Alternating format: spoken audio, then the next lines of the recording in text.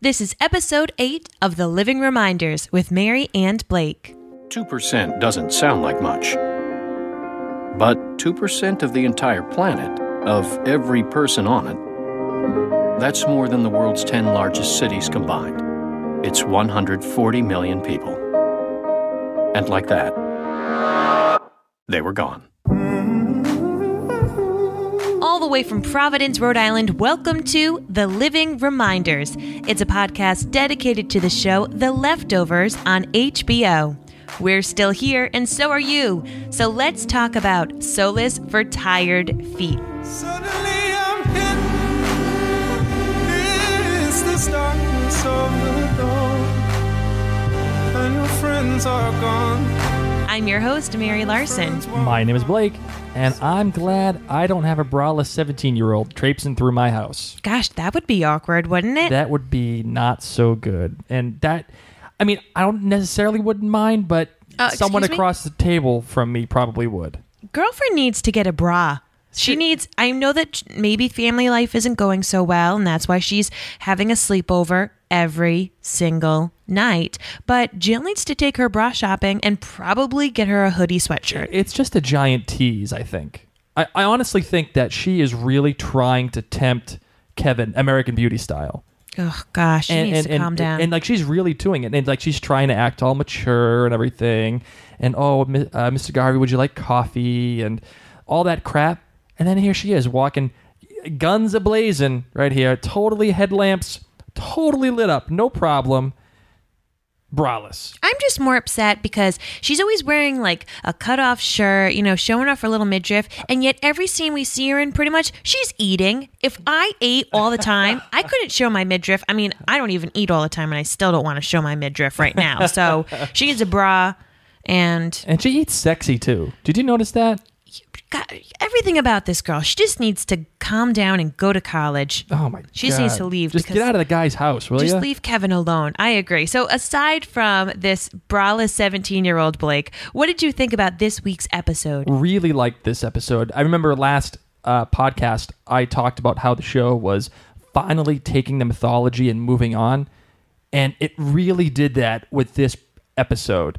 It took everything that it's built and it's transitioned it from, oh, these are the characters, this is what's happening, and now it's pushing the story forward unto itself.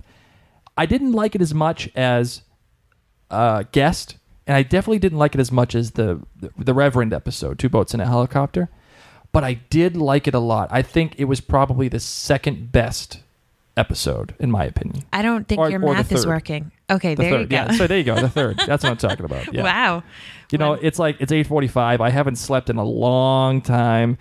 Give me a break. All right. Well, what did we miss from last week that we want to make sure we touch upon from last week's episode? Guest. The first thing and the only thing that I really felt like we missed was Wayne prophesizing his own death.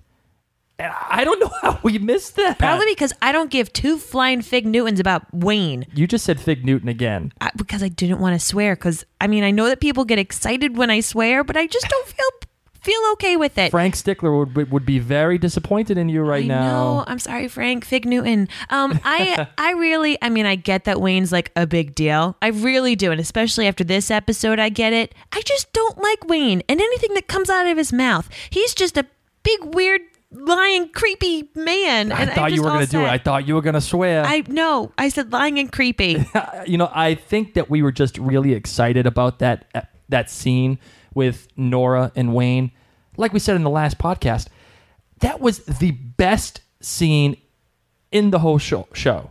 Like, without question, that was the best scene in my eyes. If someone wants to tell me otherwise, I'm totally willing to listen. But the beauty of that scene was fantastic. What did he say? How did he prophesize his own death? This is how little I cared about Wayne. I didn't even care or hear. I just saw what he did with Nora. No, he just talked about how he's seen his own death. He's prophesized it in his dreams, and that this was Nora's last chance to actually use his ability to get rid of her pain. And finally, I think that was the thing that made her convinced she had to go in for the magic fucking hug. And she did. And obviously, apparently, actually, it has seemed to work. Girlfriend's smiling, I'll tell you what. Oh, man. Well, would you be smiling if you had JT waking up in your bed? I'm going to plead the fifth. Yeah, okay. Let's play Figure Out That Title. All right, the title for this week was Solace for Tired Feet. What do you got, honey? What do you think? What does solace mean? I mean, I feel like, okay, I really should have looked that word up, but doesn't that mean like you get a rest? Yeah, it's rest. It's, it's like catharsis. That's another big word. Like rest. Like you're getting a little You didn't do too well on the R&R. SATs, did you? I'm a new mom. I did better than you on the SATs. Apparently not, because I know these words and you don't. I gave birth and you didn't. Bring it. Okay, so I do know solace means rest. For tired feet, rest your feet, tired person. I don't know who the hell rested their feet in this episode. Everyone was running around, almost dying in a fridge, and having sex. Nobody was resting. You know who was resting? The mayor. She was like, he's not here. I don't care about him. He's Not coming anymore. after you. Whatevs. I'm going to go have some solace for my tired feet because I'm the mayor. So you think it's about the mayor then? Not at all. I think that this should say no solace for tired feet. There should have had a word no in front of this title. Well, I wholeheartedly disagree with you. Who got to rest? Wayne on his butt in his brown underwear? Who buys brown underwear? Well, maybe you buy brown underwear. Maybe you know what I think actually happened with that? Was it so dirty? It's so dirty that he has brown underwear. Like No. he's actually took a giant deuce. I think they wanted us to think he was naked. Kind of. Well, they definitely alluded to that in the beginning. But he wasn't. He was just wearing brown underwear. Maybe he has it in his actor clause that you can't see his bum. Again, he wasn't wearing a shirt, by the way. Did you notice that? It's too hot. Wherever he is underground, it's just too hot I'm for telling Wayne. you, this guy has it in his contract that he is not allowed to wear a shirt. He never wears a shirt. I've never seen it. Have you ever seen a brown underwear for boys? No, I'm not Like, gonna where lie, do I boys haven't. buy brown underwear? Couldn't even tell you. Brownunderwear.com. I'm going to look it up right now. Brownunderwear.com probably does exist. I wouldn't be surprised if it It's does. probably actually some weird, freaky, like, fantasy site. Seriously, if any of you listeners have brown underwear, please let me know. I only have gray, You can black. still buy the domain. Brownunderwear.com. Get It's outta still here. available. Swear to God. I wonder what it costs. Probably $10. It's on GoDaddy. Anyway, what do you think this episode meant? Solace for tired feet. I think that it was catharsis for both the Garvey boys. And I don't mean Tom, I mean Senior and Junior. Senior eventually gets catharsis when he convinces Kevin that he has to accept the responsibility that the voices are telling him. He didn't convince him. No, he didn't convince him, but he opened up an opportunity to do that. And you saw that when Junior brought him back to the insane asylum, you could see that the wall that he's created to prevent Senior from getting in has kind of fallen down a little bit. And he even admitted so to Nora when they got done banging. She's like, I'm crazy, girl. He's like, I think I'm going nuts. And of course, she laughed about it. And we kind of laughed too. It was funny. Well, because Nora's nuts, too. That's what I'm saying. But I think it opened it up. He stopped taking drugs. He stopped getting all that stuff that muddled everything about him. However, his drugs were helping him sleep. He is not getting any solace. Once again, no solace. No, but Who made up this title? I need to send them a text. Senior is getting solace out of this. Oh, okay. Because Kevin. he has fulfilled his purpose. And honestly, I actually think Junior is getting some solace out of this now.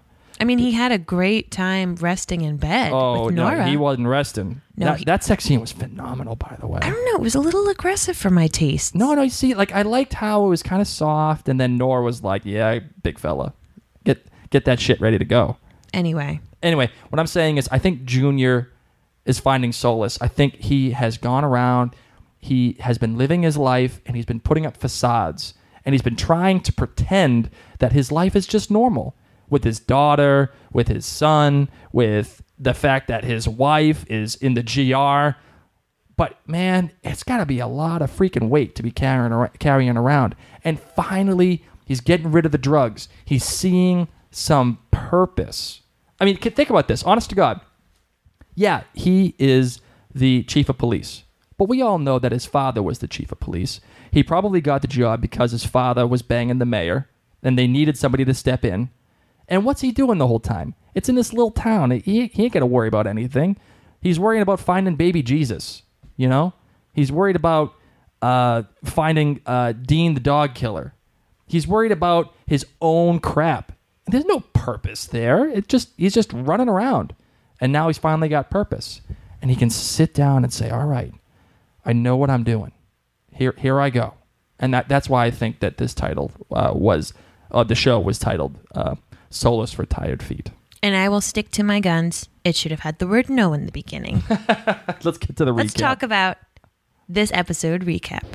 It's time to reheat the leftovers. Okay, you know what? These teenagers in Mapleton, they need to get, what? Seriously, they need to, calm down. They need to have sports. Did their sport and music program get cut from the high school? Because they need some after-school activities. Seriously, this is why kids join gangs. This is why kids play video games and rot their brains. And this is why they get locked in refrigerators and almost die. Well, because they're so unfeeling. They're looking for anything to do. They need a music teacher. They need a gym teacher. They need a baseball team. Yes. Do you think the ping pong boys do anything other than just oogle after? Well, they must. Maybe Jill? They have a ping pong team. Right? Yeah. How did they even get that nickname, ping pong? They asked them if they wanted to play ping pong in the pilot episode. Yeah. Remember that? You want to go play ping pong, guys, in my Prius? Who has a ping pong table? Well, obviously they're not playing ping pong. These people like to do crazy things, like lock each other in a refrigerator. How sad is that departure, by the way, that some kid was locked in this fridge? Talk about Punky Brewster. Did these people not see that episode of Punky Brewster where Sherry almost died? Do you remember what I'm talking about? Not at all. Are you kidding me? It was one of the most traumatizing Punky Brewster episodes ever. Only second to the really weird one where Punky pretty much tripped on some Native American stuff and there was a spider that almost ate her and she talked to this Native American pumpkin. Time out. There was really a Punky Brewster episode like that? Everyone who I tell this to thinks I'm crazy, and then if you Google messed up Punky Brewster episode, it's gonna come up. It was the scariest. There were dead kids in it, and the spider was trying to kill Punky. It was like Lord of the Rings, but Punky Brewster. She was in a cave.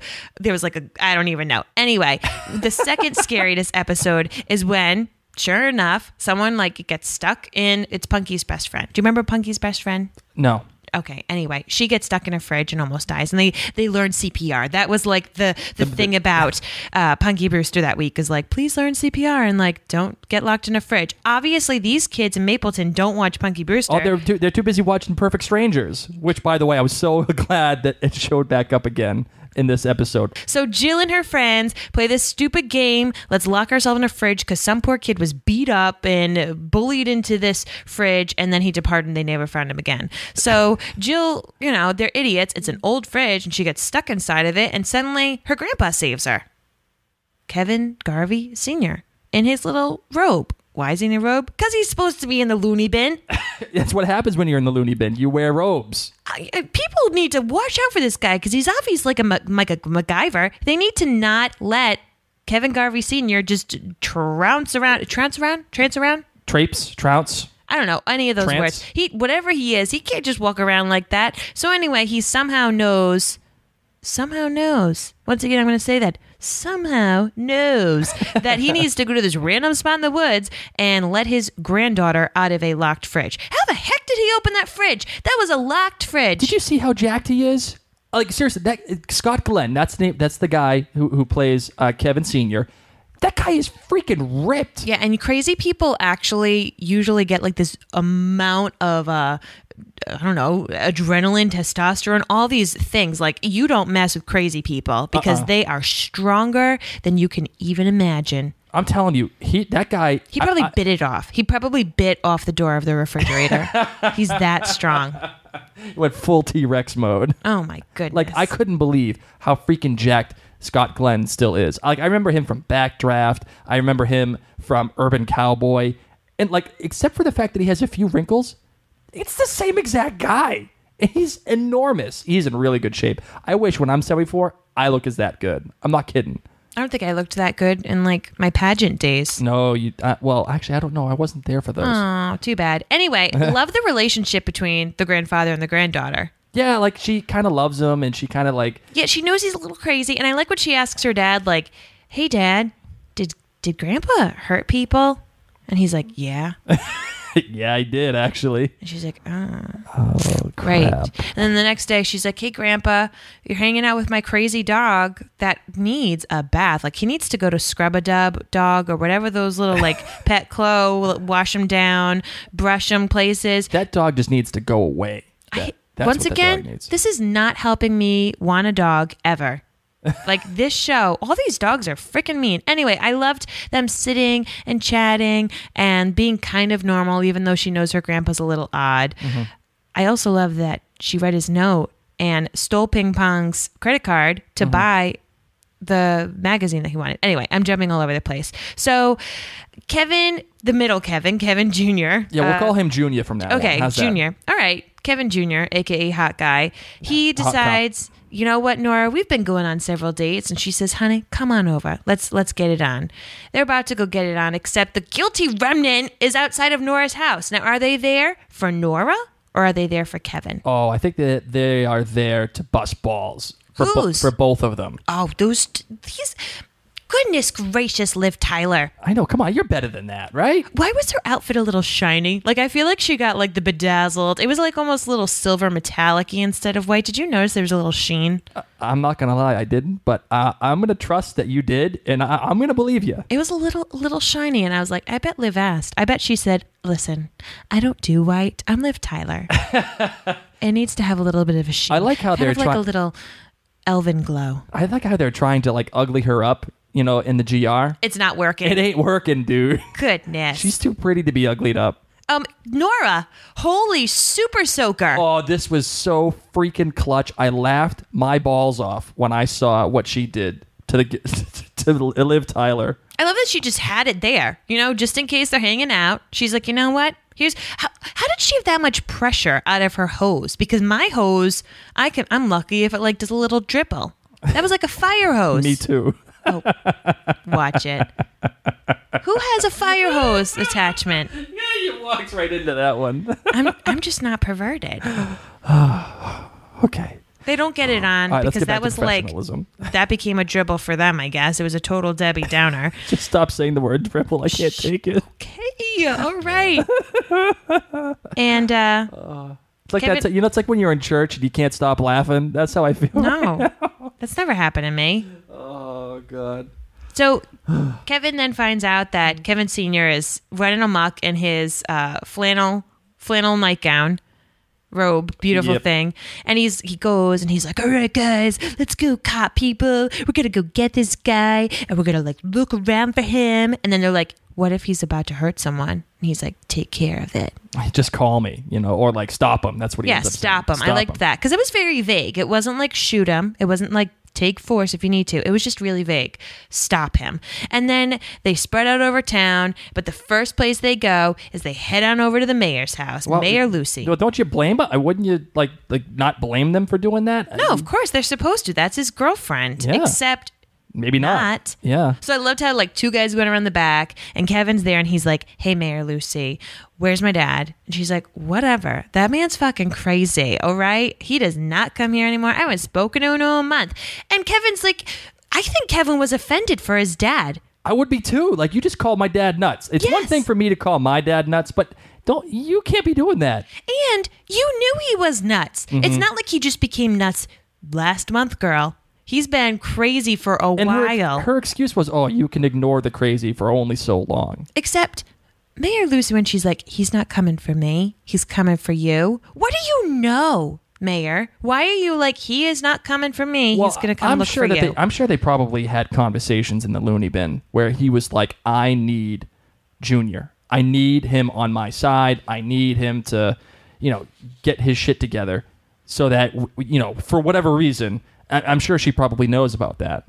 Kevin then goes home. His stupid alarm on his door is beeping again, and we don't know if it's on or off. He takes off like a bajillion guns, and he goes upstairs. No, he stays downstairs. Oh, yeah, you're right. On the couch. And he does like this weird thing where he like turns on his taser. Phaser? What are those? Super phaser tasers? I don't know. Don't tase me, bro. What the hell are you? He had a gun. He had his walkie-talkie, and then he had like a taser. And then when he heard the door knock, he probably thought it was his dad, so he grabbed the taser, not the gun. Well, no. He didn't hear the door knock. He heard scratching at the door. Yeah, but I mean, his dad's crazy. Like, he could have thought it was his dad. Why would he take a taser? Unless he thought it was... Like, why would he not grab a gun? I think he took a taser because he didn't want to, like, kill his dad. I'm not confident that it was a taser. What was it then? I don't know. It was either, like, a recording device or a taser. Well, he had his walkie-talkie. His gun, and he had something else. Maybe it was a taser. I don't know. Maybe it was a taser because he doesn't want to off his dad. That's what I just said. Booby trap. God, I love the Goonies. I know. Look, I think this scene was really cool, and it showed Kevin how tired he was and how ready he was for his dad. He just sat there and prepared for it. And then you see him fall asleep briefly. Like, you just see his eyes flutter a little bit, and then you hear the dog scratching at the door. I hate dogs once again. This is not helping the cause. So now, when is the dream sequence that we all know that happened? When is that beginning? Is the dog real? Yeah, the dog's in his backyard and everyone's telling him to feed it. No, but the dog wasn't in the backyard originally. You can't shove a dog in a mailbox, so no, that dog was not real. Well, but maybe the dog was at the front door. Yeah, I believe that there was definitely a dog outside, but it wasn't in a mailbox. Well, no, of course it wasn't in the goddamn mailbox. Well, that's what they showed. Well, that's part of the dream sequence. That's why I'm saying, when did the dream sequence begin? Was it when Kevin kind of opened the door and then realized that there was no dog there? It was just Dean, the dog killer? Yeah. Is that when it started? Yeah, when he opened the door. Because I feel like Jill said, oh, I'm surprised. I'm sorry, not Jill. Amy said to Jill, I'm surprised you didn't wake up when the dog was here. Yeah, there definitely was a dog. And the dog was definitely there. I think he was sleepwalking and somehow caught a dog. But I don't think that the weird, creepy, bald guy, Dean, I don't think Dean was there. Oh, hell no. He wasn't there. No, but I bet Kevin walked out with a gun, a taser. I don't even know. But Kevin definitely had to go out and get that dog. But it was not in the mailbox. And the bald guy wasn't there either. And because then Tom was there at his door. So that was all a big dream. So let's just talk about this. Yeah. So we have Tom who shuts the door. Maybe that's symbolizing the fact that Tom felt like his dad abandoned him. And then we have Kevin walking out, Junior walking out to see the creepy dog shooter guy. And he's like, hey, I got one trapped in the box here. Why don't you shoot it? And then he walks by his truck and sees all these guilty remnant people shot in the head, including his wife. Exactly. And then he says, shit, I can't shoot these dogs anymore. I don't want to shoot them anymore. Anymore? Did he actually say anymore? I don't know, but he definitely did say, I don't want to shoot them. Okay. I can't shoot them. Dean said he had dogs in the back of his truck. But it was a guilty remnant. So now, is this a little bit on the nose here? Are they really trying to say that the guilty remnant are the dogs? I don't know. It was a dream and it was a little messed up, but what I didn't like is all the cuts. Because first, Kevin was holding Dean's big long gun. Yep. Then Kevin was shooting the other dog with his little gun that didn't exist because he had a taser in his hand. And then he's back because they cut to him shooting a dog with his little gun. Yeah, remember they cut to him in the pilot and when he's shooting the dogs originally with the little gun. And then they keep cutting back and forth between the dogs eating the deer. Oh, if you remember that. It was like gross. those real quick cuts. Yeah. Obviously, it's a dream sequence. Oh, no doubt about it. Oh, okay, yeah. But there definitely was a dog because then the dog was in the backyard. And it bit his arm. And his hand was all screwed up. And apparently, Amy helped him out. Nurse. She nursed him to health. Like, again, this is the whole thing. Like, she's trying to be all super mature for Kevin Jr. And she's teasing him you don't remember what happened last night, do you? Well, so it leads me to wonder, what is Kevin like? Is it obvious that he's maybe sleepwalking? So when Kevin does these weird things that he doesn't remember, does Amy know he's sleepwalking or sleep catching a dog? I don't know. I'm not sure if she knows. Why would she ask otherwise? Something tells me that she doesn't know because, again, she did ask. Oh, you don't remember last night. And part of me feels like that's her teasing him again. Again, no bra. And she's like, oh, you don't remember what happened last night, do you? Which, when they teased that in the previous week trailer, it made it look like they slept together. That's what I'm saying. All right, and can we all put this to bed for now? What? Amy is not sleeping with Kevin. Kevin did not cheat on Lori with Amy. No. I've heard a bunch of people say this. I seriously want you to picture this. Amy is 17 years old at the very most. She's at least 16, at most 17, right? 3 years prior, we all know what Kevin was doing during the departure. He was getting it on with somebody. Let's do the quick math here. If Amy is 17, how old is Amy 3 years prior? 14, possibly even 13, based upon when her birthday is. You don't know. Maybe she's an August birthday. Who knows? Yeah. What I'm trying to say is they ain't banging. And I'm so tired of people trying to tell me that Kevin is sleeping with Amy now. He slept with her during the departure. Okay, they're not going to show that on TV. So that's just practical reasons, number one, okay? They are not going to have Kevin sleep with a 17-year-old or 16-year-old on national television. It's not going to happen. So let's get that over with. But in terms of the story itself, it doesn't make sense. It's okay that she wants to tempt him. I've got no problem with that. That's what girls do. Some of them, they just, that's what they do. They're bitches. But the actual act, it's not going to happen. So can we just put this to bed, this whole notion? Yeah. Okay, thank you. I'm sorry. I've heard it on some podcasts and some articles, and it's really bothered me. I'm just like, I'm tired of hearing about it. I'm tired of reading about it.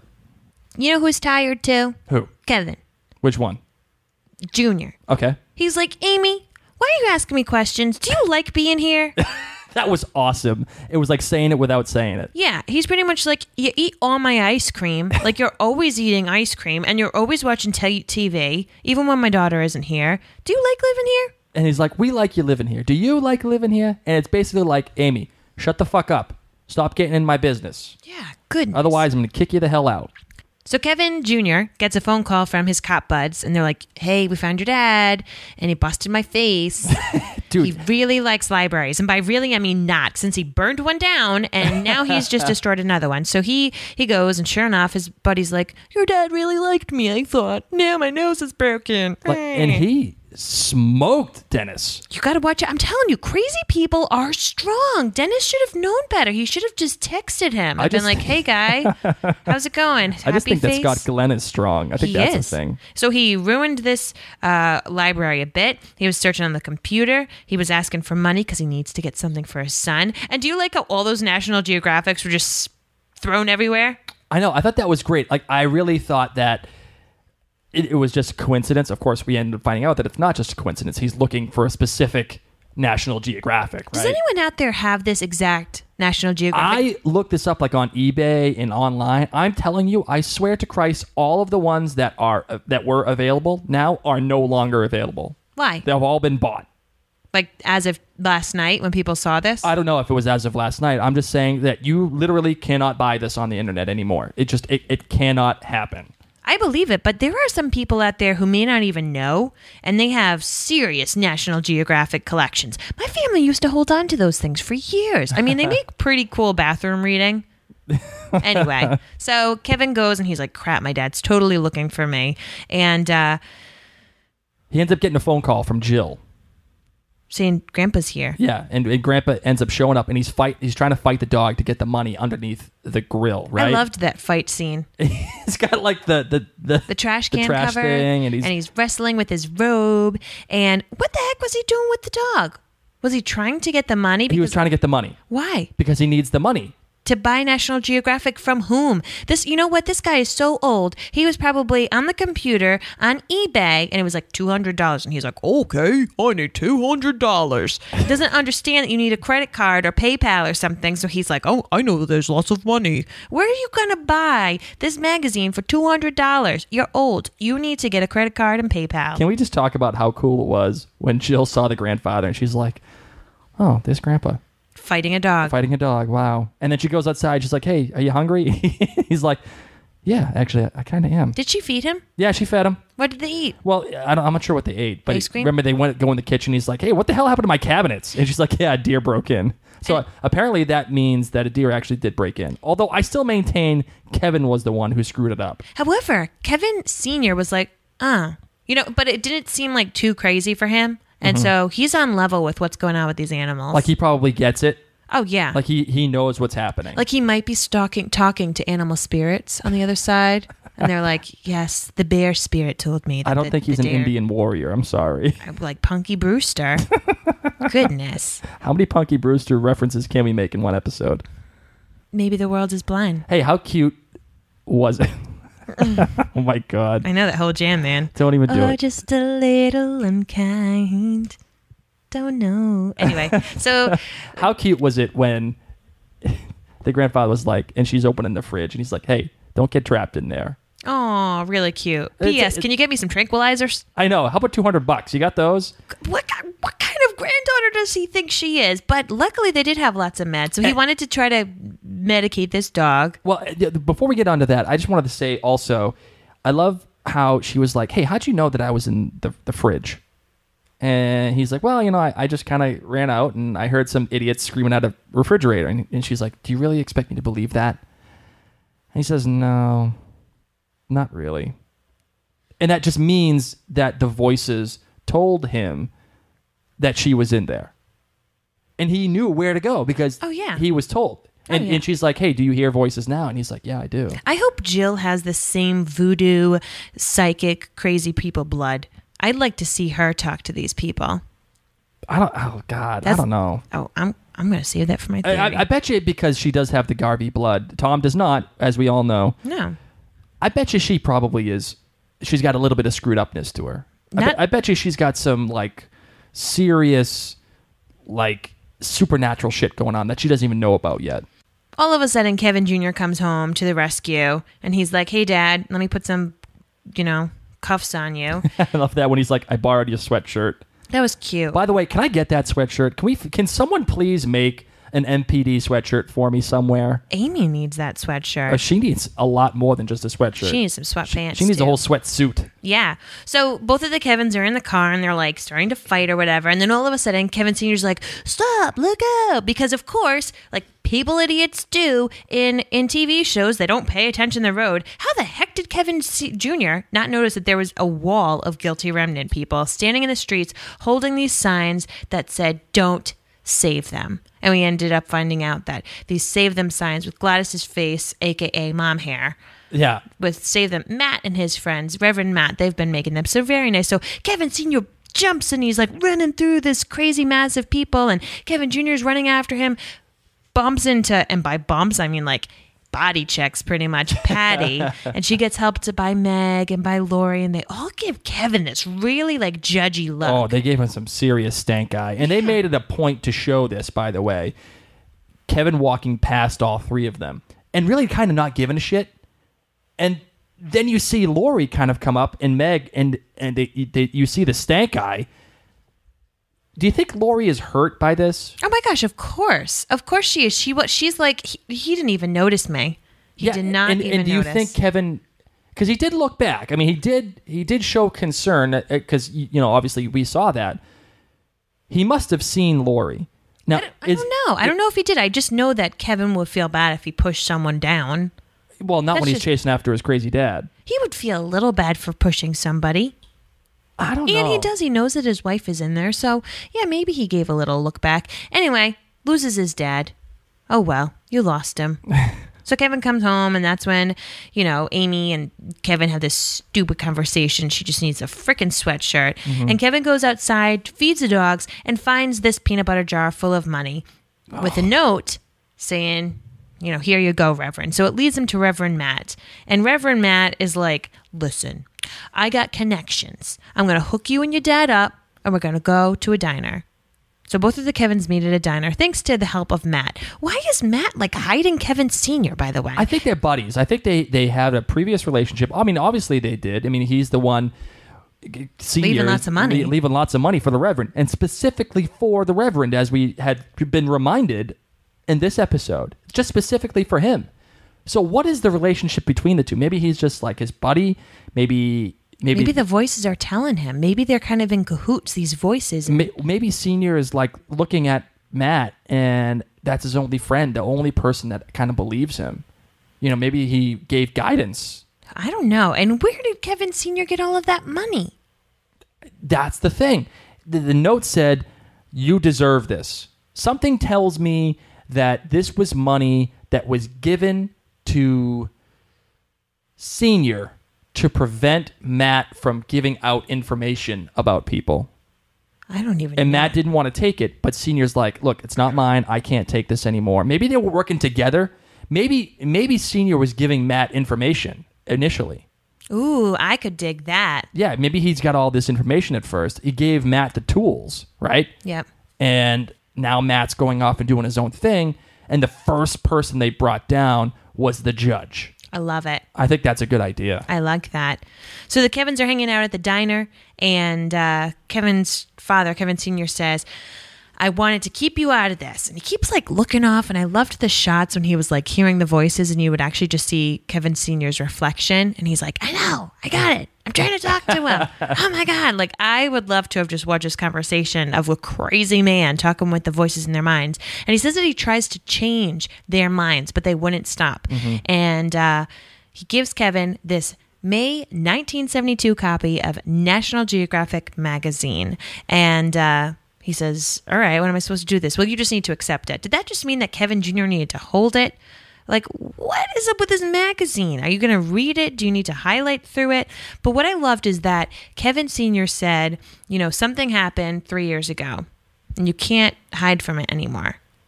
Your services are being requested. Hey, Sassy, this is your purpose.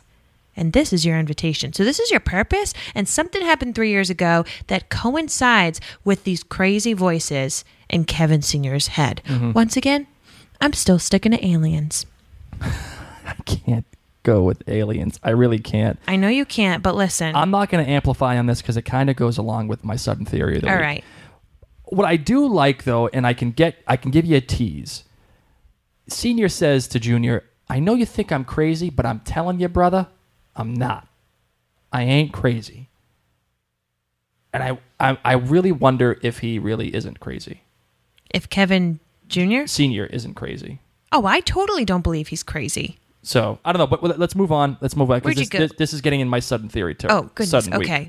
So, Kevin Jr. is really sad. He's like, Dad, I needed you. You went crazy. I need your help. And Kevin Sr. is like, listen, buddy, this is your purpose. This is what you're supposed to do. Oh, and he says, oh, I have a purpose now? Yeah, he was totally offended. They get into a fight. Oh, and yeah. They're tearing like the pages of National Geographic. Kevin Sr. like throws this big hissy fit. Like, whatever.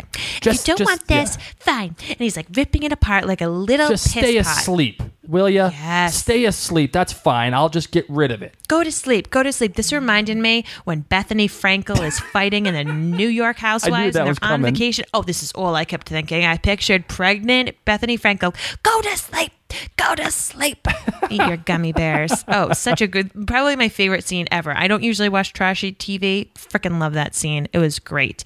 So, I think Kevin, didn't he say something along the lines, Junior said, you left me when I needed you. Yeah. So when did he need him? Like this whole bloody time. Was it after the departure? Was it when these past 3 years? The departure happened. Mm-hmm. His dad went crazy, so he suddenly had to become the chief, which he probably wasn't ready for. He had a broken relationship with his wife, who joined the GR, and then his son runs away. It's like every single bad thing that can happen happened, and his dad left him. Yeah. So that was not cool. And he follows it up with, you know your responsibility to Junior, and that makes you a coward. Because Junior's telling, look, I got my family, I got my things, I got responsibilities. I'm not going to abandon my family like you did. You do not call a cop a coward. No, you don't do that. You know what Kevin needs? What? Sex. Oh, yeah, he does. Okay. I don't really know how I feel about this. So Kevin goes and gets spotted by the guilty remnant and Meg, and he just runs inside and he's like, let's do this, Nora. And they have sex. I didn't love this sex. Whatever. And then they're cuddling, which was really, really cute. And he says, I think I might be going crazy. And Nora says, you've come to the right place. Now, if that isn't a match made in heaven, I don't know what is. Match.com should totally set these two up in a commercial. I know. Right? Have the music going. I think I might be crazy. Well, you've come to the right place. Thanks, Match.com. Ding. I like to have people shoot me. I like to kill dogs. Great. Wow. Match made in heaven. Like, and I love how we're really rooting for this couple. Like, we are just so excited. We're like, yeah, you had sex. Oh, how cute. You've been on multiple dates. Look at you defeat the GR. And in my mind, I'm like, please do not procreate because your kid would be so messed up. Whatever. Anyways. I like the sex scene. I'm not going to lie. I thought it was loving. I thought it was warm, but I also thought it was very passionate and like aggressive. And I also think that it wasn't necessarily Kevin who was the aggressive one. You saw his hesitation. You saw him be like, yeah, dude, this probably ain't a good idea. And Nora was the one who furthered the sex. I don't know. I just kind of thought Kevin had a bad day and he had to take it out in one way or another, which I get. But like, really, that's your first way. Couldn't you have like rented a hotel room and had some flower petals? How unromantic, Kevin. He just takes her in her house and throws her on the bed. Because he's angry because he got into a fight and slapped by his dad. Anyway, after Kevin, blows off some steam, he heads on home and Jill and Amy are once again eating. Damn. The youth's metabolism. I know. Can't even handle it. I used to eat so much ice cream when I was younger, and I didn't care. Not anymore. Well, I wish I could. I'm lactose intolerant. Oh, gosh. That's not a pretty scene, trust me. Anyway, and another National Geographic with that awesome standing bear is right on his table, and he freaks out, and Jill's like, whatever. Yeah. Grandpa needed me to order it. And Kevin throws away the magazine, but what you don't see, so he's like looking at it and you see him kind of reach down and you don't know if he reached down to pick the magazine back up or if he reached down to shut the garbage. I don't know. I think it was to pick it back up. And the reason why I say that is because if you remember when Junior was dropping Senior back off at the insane asylum, they have him walking down that hallway and he's talking and he's saying, again, I know you think I'm crazy, but the problem is they're not going to let you off that easy, son. The voices aren't going to let him off that easy. Oh my God, I hate... And I think he knows this. And I wonder if he sees this as serendipitous, that this thing... he's pissed off, obviously, and he's like, no, I don't got a fucking problem. He's talking to Jill and all that other stuff. And she runs off, whatever, does her own thing with Amy. But by the way, wearing the same exact freaking outfit. Did you notice that? And they had the same haircut, same color hair, same outfit. It was weird. It was almost like... Best friends do that. Best friends totally. They become twins without meaning to. It happens all the time. Well, what I'm getting at is I think that Junior saw this as serendipitous. He sees this thing back in his house, even though the other previous copy was thrown away, and now it's there again. I think he's picking it back up again. Well, I think so too. I love reading National Geographic, so I hope he did. Now that it's a collector's item, especially. All right, can we actually finally just...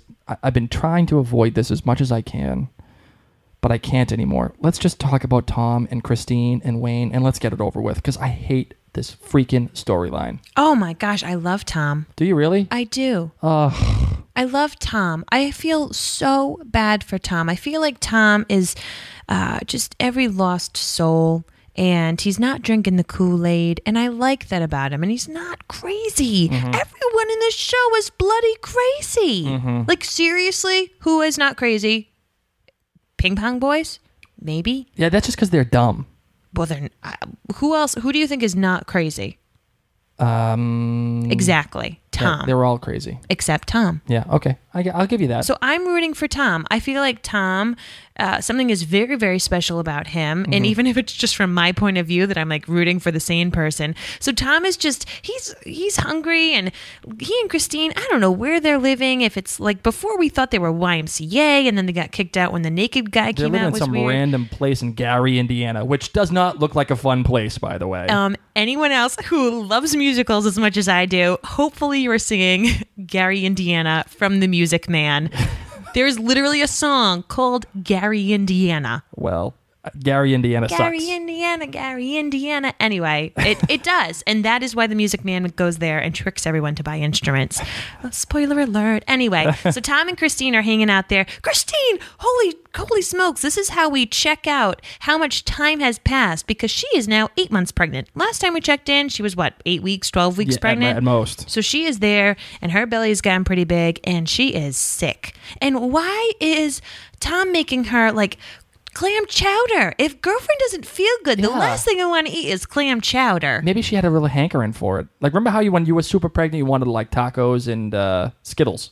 Yeah, and buffalo chicken calzones. That's true. Maybe she wanted clam chowder. I don't know. He's not a very good cook. He should have just gotten a microwave, like a Hot Pocket. Oh, God, that was really bad how he burned himself. Ouch. And anyway, so he gets a phone call from Wayne who says, hey, Tom. Wait, no, he doesn't say, hey, Tom. He's like, who's this? And don't you hate that? When someone calls you and you're like, you freaking called me. I think what do you mean, who is this? Wayne, stop tripping and get out of those brown underwear. And this is Tom. And he's like, oh, hey, Tom. Oh, yeah, that's how's right. Christine? Yeah. How much money do you have left? Cool. Please put half of that, a.k.a. $3,000 cash, underneath the mailbox. Okay, says Tom, and he leaves sick Christine. Hopefully he turned off the stove and isn't burning any more clam chowder. I love how he just took off. Didn't even say anything, just yep. Because he's all set.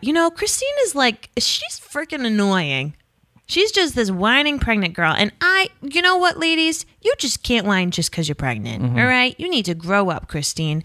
Christine's young. I guess that's why. So then Tom totally creeps on the guy who picks up the money, follows him back, and it was what was it? Tom Cruise movie? Oblivion? Yes! It was like Oblivion, when Tom Cruise meets the second Tom Cruise and the second Tom Cruise wife. Spoiler alert, by the way, if you haven't seen it. Oh my God, I totally just gave away the entire movie. Oh, anyway, it's there's clones and his mind is blown and they're literally doing the same exact thing, living the same exact life, but it's another Tom Cruise. So that's what happens with this Tom as he goes and there's some hippy-dippy guy taking care of a pregnant Asian girl. At first I thought it was Christine. I was like, whoa, Christine, how the hell did you get here? Oh, I knew that wasn't her because this girl had a scowl on her face and she wasn't all sweaty. Christine was so sweaty. That's true. Gosh, Christine, you need to get some ice, girl. You got ice water. She doesn't need hot hot clam chowder. She needs a Slurpee. She needs some Ben & Jerry's cookie dough ice cream. Yes, goodness, Tom. She's sweaty. And so the reason Tom goes in is because he thinks Wayne's there, and he is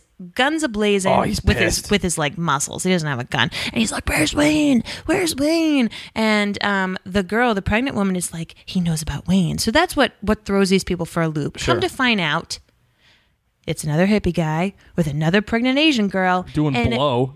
Because he's happy, I guess. Because Wayne hugged me, now I can do drugs and just not take my job seriously. Because he obviously used Wayne's money on all of his drugs. Yeah. You would probably still have $6,000 left if you weren't doing drugs. Yeah. Anyway, the girl gets so mad. Because the guys are sitting there shooting the shit, saying, "Oh yeah, Wayne said this girl is everything." Mm-hmm. Word for word, gets it all done. Her baby, her son is the bridge. Yes. And then she's like... She freaks out. She grabs a gun. Oh my God. Christine. Hell hath no fury. Seriously? She is jealous. And you know what I want to say to this it's the girl? Pregnancy hormones. No. It's just crazy girl.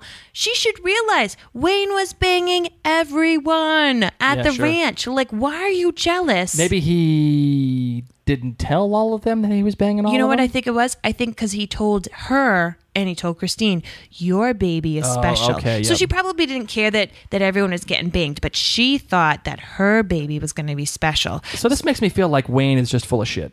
I mean, I really do believe that he gives magic hugs. I truly do. I feel like he does. But every single bit about him else-wise is all full of it. I don't think he's full of it.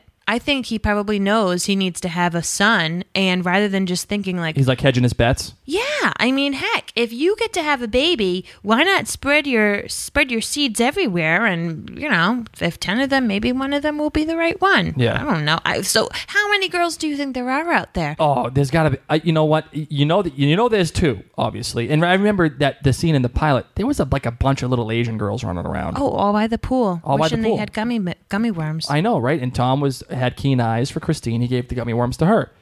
So there's got to be at least 6, 7 let's just think of that, right? Yeah, hopefully if they made it past Affleck, guys. I can't believe you still call him Affleck. The thing that I got nervous about, and I didn't think about it till after the show, is the woman, when she was crying, she said, he said it would be my baby. He's the only one, meaning the baby, meaning that she thought the baby was a boy.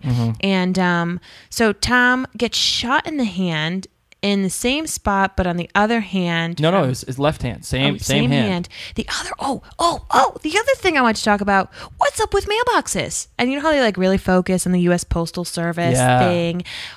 So both he and his dad had an interesting interaction with an identical looking mailbox with the same kind of graffiti, just in different places. And then they both get hurt in the left hand in that very sensitive spot right there in between your. Sucks, right? Yeah, I mean, you pretty much move that all the time. Tom is a beast. He drove home with that wounded hand. If I got shot in the hand, like Tom in Downton Abbey, he got shot in the hand and he got out of the Great War. He got out of World War just for being shot in the hand. Tom's able to drive and everything. Well, all right. Spoiler alert, by the way. Yeah. Again. Way to keep ruining shows and movies for people. Whatevs. People need to keep up with this, all right? I'm not doing anything that isn't super current. What I like about this was Tom was getting the phone call from the phone. Wayne. And it must have been Wayne. And what did he do? Took that phone and he freaking jacked it on the wall on this figure of a shadow. Why did he do that? Because he's pissed. He realizes that his mission that he was given by Holy Wayne, it's full of shit. No, it's just not very special. It's not full of shit. It's just that he and Christine he's not special. She isn't special. Yeah. Necessarily. And he's sitting there saying, I've put all my faith into this guy. I've waited around for this guy. I've done my job. And this is how he repays me? I've had enough. Yeah. I'm done. I've lost my faith in this guy. He's out. And you've seen that happen multiple times. But each time it's about to happen, Wayne or something calls right at that very moment, and Tom gets sucked back in again. But at this time, when he finally gets proof that there's other things happening other than just what, is happening, he says, screw it, I'm out. See you later, I'm done. Speaking of screw it, I hated how Wayne asked Tom if he was sleeping with Christine. Yeah. And this is why Wayne didn't know if it was Tom. Because he must be calling multiple people all the time to be like, hey, checking up on my girl.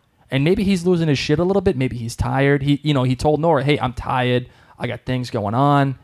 Maybe he's losing it a little bit. And he looked a little sleepy. And he looked tired, looked run down. And maybe he's calling people without realizing who he's really calling. And that's why he didn't know who it was. He probably has them on speed dial. He probably has like 10 girls. Yeah. So one is speed dial number 1. Yeah. One is speed dial number 2. And he's forgetting who's 1, who's 2. Of course. Oh, yeah. I forgot who was my speed dial.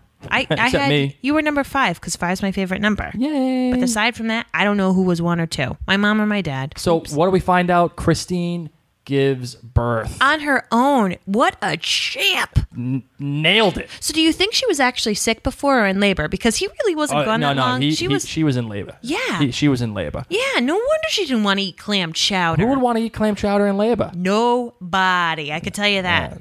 I'll tell you that. So she had a water birth. How preciously hippie was that? Oh, not only a water birth, but a home water birth. I mean, that is what Ricky Lake wants every woman to do in the business of being born. So she pulls up this baby, and it's supposed to be like this kind of nice moment. And she's like, it's a girl. Yeah. And you can't really tell if she's happy. And that's when it clicked with me like, oh, the other Asian girl was saying he is supposed to be the bridge. So I don't think Wayne is going to be cool with a girl. No. I think he wanted a half Asian, half African American baby boy.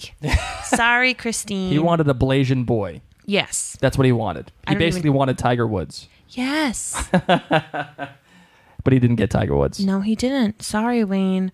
The last thing we had to do was talk about what it's like to find out that your ex is sleeping around. It sucks. Like, Blake and I are married. We're happily married. But, when you find out that someone, like back in the olden days, when you're single and you broke up with someone, and then you find out that they moved on, they got a new boyfriend or girlfriend, or you see their Facebook status or their picture, and now they have a boyfriend or girlfriend in that picture, you get a little pissed because you're like, I'm single. What the hell? Why did you get to move on before me? this isn't fair. So I think Meg was like, hey, Lori, wanted to give you a heads up. Mind you, this is like scribbled with a Sharpie. Yeah. Your husband is having sex with this girl. And all Lori responds is so ? Like, so what? Let's just also talk about this too, because what Meg was saying, it wasn't, oh, hey, I want to give you a heads up. No. It was anger. It was visceral. It was, he is fucking her. Like, underlined, underscored, fucking bolded, italicized. She was making it a point. Like, she was pissed. And I think this is what is happening to Meg. Yeah, she's part of the GR, but she's still a poser. She's kind of a poser. She still feels too much. I also think Lori does feel, because she puts that down there. And you know what? It's kind of one of those, it's one of those events where it's like you hear something and it bothers you, but you try to put up a facade like, yeah, so. I really think that's what was happening. I really think Lori was bothered. Meg was bothered. But Meg was the one that actually acted on it. And Lori is trying to put up the facade that, yeah, it don't matter. But she's pissed off inside.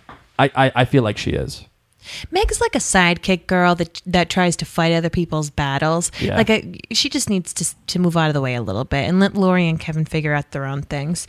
So great recap, Blake. A lot of stuff happened in this episode. Lots of big things. I noticed a couple of big themes in this episode. There's a lot of meat to this episode. I'm sure we probably missed some stuff, and if we did, we'll catch it next week. I think it was a steak. Was it like a thin steak? A lot to talk about. We probably could have split this episode up into two. The thing that I noticed most was that there was a lot of parallels in this episode. A lot of parallels, between Tom, the mailbox, and Tom and Kevin. Tom is taking care of a woman with a child that is not his own. He gets shot in the same place as Kevin. You see the mailboxes. Kevin is being somehow told about the mailbox in Tom, like in his dream. He's not just dreaming that because he's dreaming it. It's purposely there. You also see people being trapped all the time, right? You saw Jill being trapped in the fridge. You see Kevin Sr. being trapped in the insane asylum. You see Kevin being trapped in his own mind. You see Tom being trapped by Wayne. It's all trappings. And people are trying to break out. Dogs being trapped into the mailbox. Oh, man, you're getting deep. No, I am getting deep. And I'm going to go one even further. Okay, you ready for this? Yeah. I want you to bear with me here. Rawr. Like the bear on the cover. I was waiting for that. Like, I just did like the claw thing, just so you guys know, with my hand. This episode reminded me of Philosophy 101. I thought you were just about to say Felicity. I do love J.J. Abrams.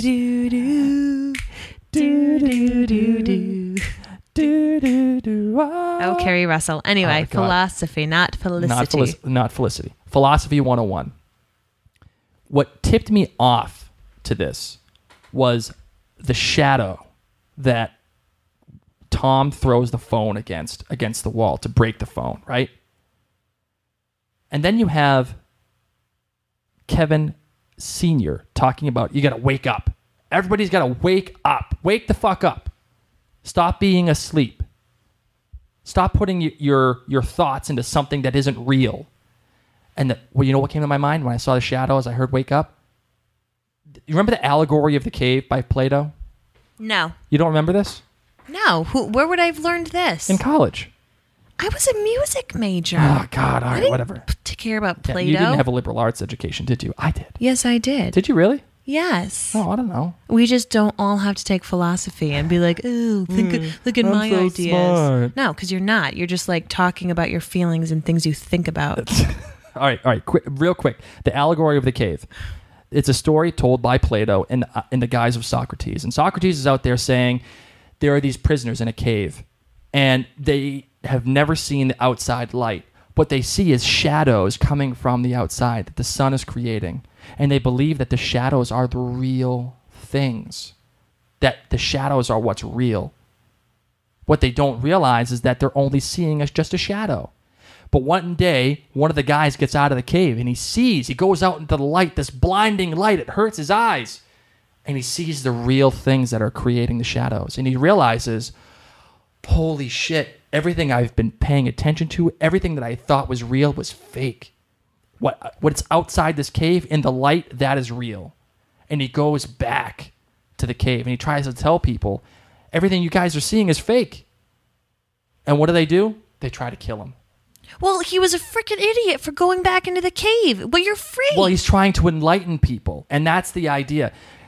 Socrates is trying to say that philosophers are enlighteners, that they create life.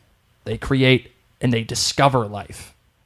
And I'm bringing this all back to this. You have Kevin Sr. saying everybody's got to wake up, and that there's a bridge. Who's the bridge? What's the bridge? The bridge to reality. And everybody is just kind of living their lives. They're not knowing what's real.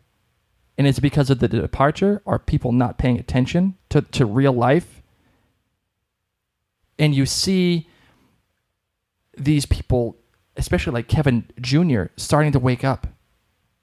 And that's what he's being told by these voices, to wake these people up, to show them the real life. And bringing it back to the cave allegory, you see Jill getting out of the refrigerator, and it was a blinding white light. You see Kevin waking up from a daze, and he was kind of jarred by it, just like the cave prisoners.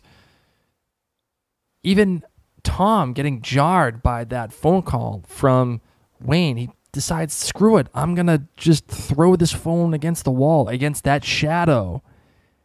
And then also, again, you see Kevin Sr. getting jarred and going back into the nut house. Matt referred to this a few episodes ago when he said it's easier to do nothing than speak the truth, truth being capital T truth. And that's a hard thing to do, speaking the truth, capital T truth. In fact, it's so hard that Kevin Sr. advises Kevin Jr. to not do that. He's like, people are going to come help you, and you may want to just keep that on the down low. And that's what Socrates is referring to when he says that the prisoner, should he come back and tell everybody about the true nature of the real things in the light, that he would be killed, because it's too jarring for everybody that haven't seen the light. Even right before they left the insane asylum, Matt refers to a quote from the Quran about Joseph. Kevin interrupts him. He ends up saying, "Said the father, my dear son, relate not thy vision to thy brothers, lest they concoct a plot against thee, for Satan is to man an avowed enemy." It all keeps coming back to not speaking the truth. And why? What is the truth? Who is saying this truth? Certainly not Wayne. It doesn't seem to be that way. Is it Matt? Or is it, in fact, Kevin Sr.? Is he speaking capital T truth? I don't know.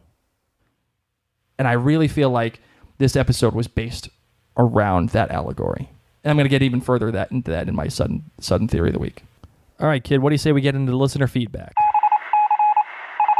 The first email comes from Mark. He asks, did anyone notice that when Kevin looks through the scope of the rifle when he is shooting, like when he meets up with Dean the dog killer, that it was the scene from the pilot episode of him shooting the dogs? He still believes that Dean is not real.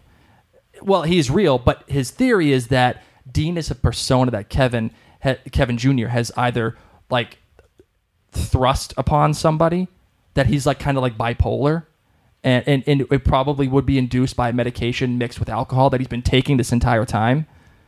And he also thinks that seeing a dead Lori in the back of the truck signifies the end of Kevin and Lori's marriage, and that he has a newfound contempt for her. So I love this idea. I don't know if it's a persona put on someone random person, but I think that Kevin is definitely succumbing to his drug and alcohol state. The second one is from Wimmert. Wimmert says he knows why Lori was blowing that whistle in Matt's face at the end of Gladys. Why? He thinks that Lori is fed up with her own grief for the loss of her family and the loss of Gladys. And she wants the situation to end, but she can't express her words, and she can't express her stress. She can't talk to her family and explain. She can't make anyone wake up and deal with the reality, so she's frustrated as hell. Then Matt shows up, and he's holding on tightly to his beliefs and his religion. And of course, as we all know, the guilty remnant don't believe in any of that crap. It's all just a waste of their time. So she thinks that Lori thinks that Matt exemplifies all that's wrong with this world.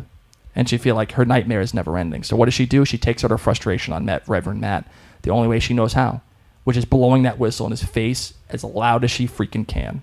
Thanks for the emails, guys. Now it's on to the tweets. Kate Hope Day says, The Leftovers has a lot of heart, and that's why it's so often heartbreaking. Can other dark dramas say the same? No, I think Breaking Bad could, but that's about it. Shavis says, I don't know, hearing voices is pretty crazy, but when the voices are always right in a world where people just disappeared, is that actually crazy? I'm right there with you, buddy. I think so. I don't think there is crazy in this world. You have to at least open yourself up to the possibility that something else is happening. I can't read this next one. You can do it.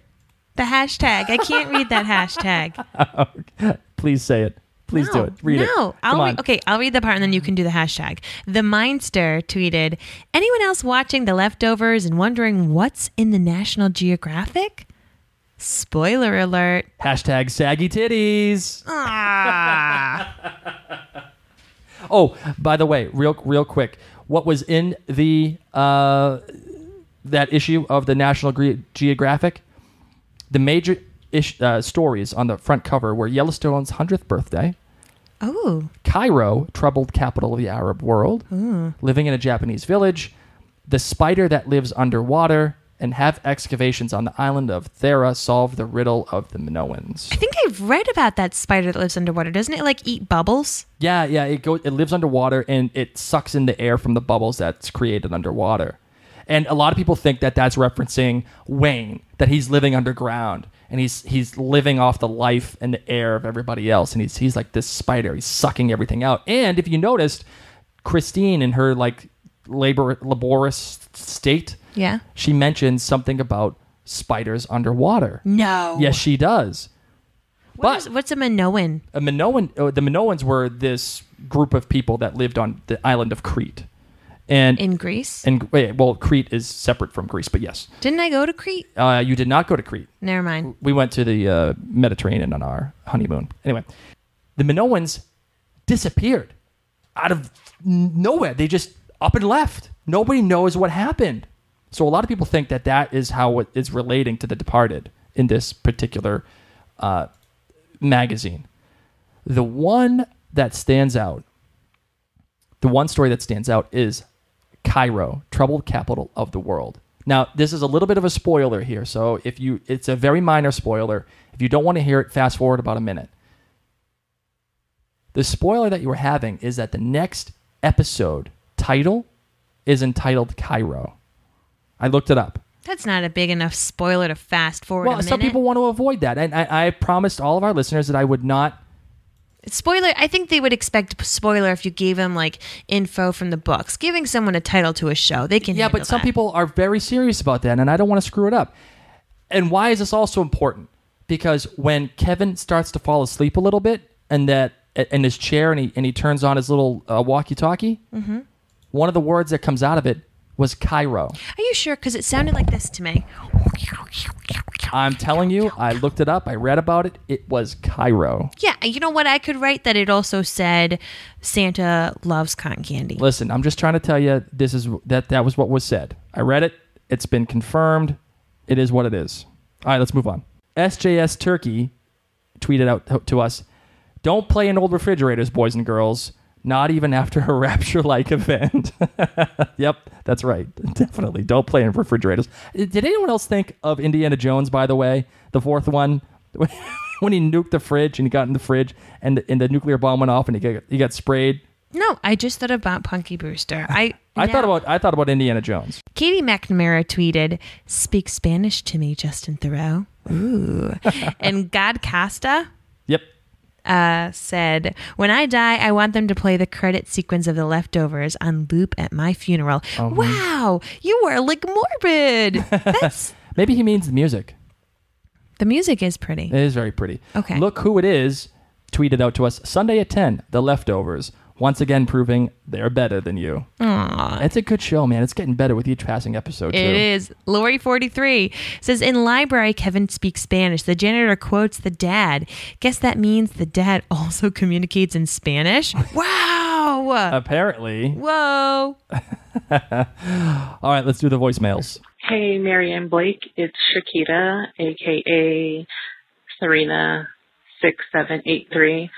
I was giving my thoughts about the National Geographic May 1972.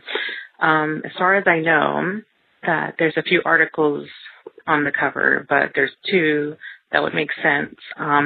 The Minoan tribe, they disappeared, so he could have been referencing that. Or there's an article about Cairo, and I saw that the next episode name is Cairo. So either or, we never know. Looking forward to your show. Have a good night. Bye. Excellent detective work there, Shakita. I really appreciate it. Thank you for calling in. Next up is Missy. All right, girl, what do you got? Hi, Marianne Blake. It's Missy from New Orleans, also known as Exeronius from Twitter. I'm calling because I have been rewatching a lot of the episodes lately, mainly because I want to go see the neat little things people catch that I hear about on your podcast. So while I was watching the episode Two Boats and a Helicopter, or episode 3, I was looking, honestly, for the pigeon sequence, which someone pointed out. First 1 pigeon, then 2 pigeons, then 3 pigeons. Well, in doing so, I came to the dream sequence that Matt had after he was hit in the face with the stone towards the end of the episode. And I caught 2 things that I thought were pretty interesting, and I'd like to hear what you think about them. One was that for the part of the dream sequence where the house is burning down and he's holding Nora's hand and they're talking, there's a quick flash to a fire truck, the fire truck in front of him with 2 firefighters standing. And it's happening so fast, you hear actually the crash of the scene coming up right behind it. I'm all over the place right now, I apologize. But in a quick flash, the scene goes to the fire truck with the firemen standing, and between them is an upside-down painting, and I'm pretty sure it is the same painting that is hanging in Matt's bedroom, which is of Job. Also, for the scene where Matt is in bed with his wife and it flashes to Lori being on top of him, very quickly you see 2 images of Fight Club where you'd see Tyler Durden pop in on scenes. But anyway, I could make out Gladys holding a cigarette in her hand for one of the photos. I couldn't make out the other. And I have a little theory about that it was kind of a premonition type dream about Matt figuratively, being fucked by the GR. I'm sorry, guys, if you don't like the curse words, but I don't know a better way to put it. Anyway, y'all keep it up. I really love listening to it, and y'all have a great day. Bye. Thanks, Missy. And just so you know, don't ever be discouraged or embarrassed about that kind of language. We up here in the North, we kind of like that stuff. So, hey, at least I know I do. So that's all that really matters, of course. But in terms of what you caught, an unbelievable catch on your part, especially with the painting and Gladys and Matt getting fucked by the GR. 100% true, girlfriend. Definitely getting fucked by the GR. And there's a lot of hate brewing there. That's why I kind of don't buy Matt changing and getting better and making a better person of himself. It just doesn't feel right to me. But anyway, Missy has provided a screen capture of what she was speaking about in terms of that upside-down painting. I will be putting that up in the show notes for all of our listeners. You guys are beautiful listeners to take a look at. Thank you guys for calling in. How about the tweet of the week? The tweet of the week comes from Courtney Stalling. She said, the greatest writing trick Damon Lindelof has ever played was getting us to read old copies of National Geographic. You know what? I bet Damon, loved this episode of National Geographic, guys, and I bet you he owned a stockpile of them, was like, all right, how do I get rid of all of these and make a lot of money? He's the one selling them all on eBay. He is. There we go. Great tweet, Courtney. All right, everyone, it is time for the sudden theory of the week. What do you have? Sudden theory. Senior is not crazy. In fact, everything he's hearing is totally real. I'm not sure who's talking to him. Maybe the departed is talking to him. Maybe God is talking to him. Maybe aliens? Maybe aliens. I don't know. Maybe one of God's messengers is speaking to him. But sure as shit, this guy ain't crazy. And he ain't crazy because he knows about the Jill being in the refrigerator. I'm sure he probably knew about the departed long before they left. The problem that Senior is having is that while he may be getting this information for real, he doesn't know what to do with it. He doesn't know how to handle it. And he kind of tweaks out a little bit. Because when you start hearing the truth from, God or whatever, you're supposed to freak out. You're, as a human, you're not supposed to be able to handle that. And these things that are talking to Senior are trying to talk to Junior as well. But they're not getting through to him because of all the pills and the alcohol. And that's why Senior keeps saying to him, dude, you got to get off those pills. They're messing with your brain. You got to wake up. Because he knows that the voices are trying to get to Junior. So what's the overall arcing theme here? Kevin realizes, Junior realizes he's going a little nuts. And we all laugh about it, I agree. But it's true. He's going nuts. He really is. Remember when Senior told Junior they sent or are sending somebody to help you? Remember that? Like, it was either the first or second episode? Oh, yeah, when you went to go visit him in the home? Yes. Mm-hmm. We all thought it was Dean the dog killer. We all thought that Dean was fake. Well, turns out Dean ain't fake. Dean's real. What they sent was not Dean, it was Nora. Nora is there to help Kevin wake up. Kevin to become a real person. To get out of that brooding.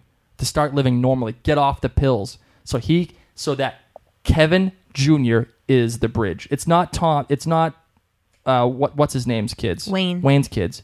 This is all about Kevin. Kevin is the linchpin. Kevin knows what's happening. Kevin is the one who's going to put this all together.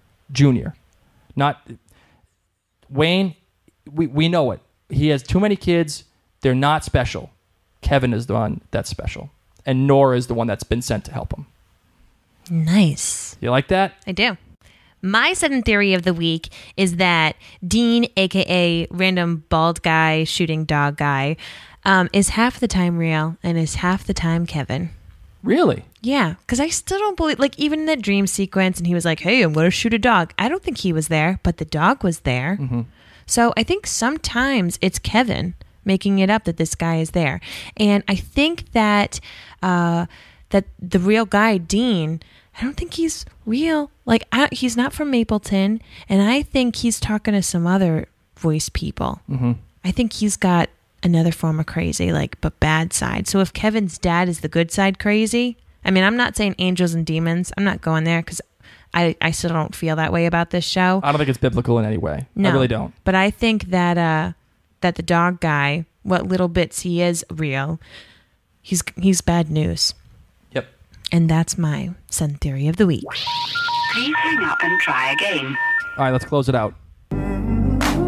One of the easiest ways you can reach out to us is on our website. It's thelivingreminders.com. You can also get us on Facebook at facebook.com/livingreminders. And we are on Twitter. Our handle is Living Reminders. And we also want to mention to please tweet #RenewTheLeftovers. This was created by the Guilty Remnant podcast. Great idea. If you love this show, make sure that HBO knows this. So #RenewTheLeftovers. Get us on email too at livingreminders@gmail.com. Ladies and gents, we really, really love it when you send us some reviews and ratings on iTunes.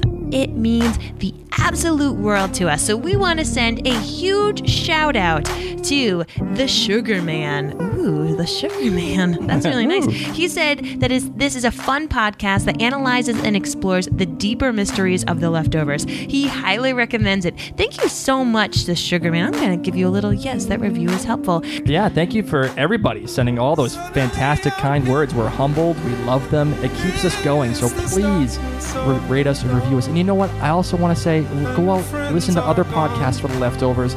rate and review them. My recommendations are Jay and Jack and the Guilty Remnant podcast. I personally love, all of them are great, but I love listening to those guys. They're very nice people, very smart, informative. Go out and rate and review them too.